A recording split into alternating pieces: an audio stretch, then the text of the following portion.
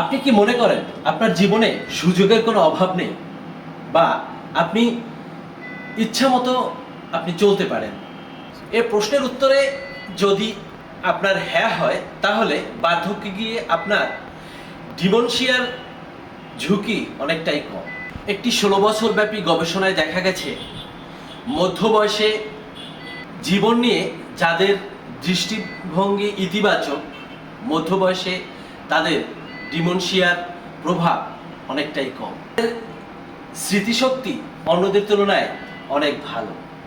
ইংল্যান্ডের এই গবেষণায় 50 বছরের বেশি বয়সী 10,760 জন লোক অংশ নেয়। এই গবেষণায় গবেষকরা তাদের নিয়মিত স্মৃতির পরীক্ষা নিতেন।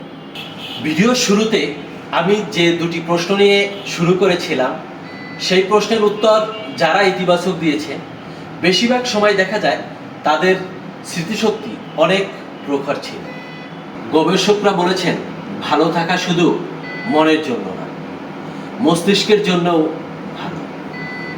আমাদের মন খারাপ বা একাকিত্ব অনেক সময় স্মৃতিশক্তি দুর্বল হওয়ার প্রথম সংকেত হতে পারে। তাই সময় থাকতে নিজের ভালো থাকার দিক খেয়াল রাখুন।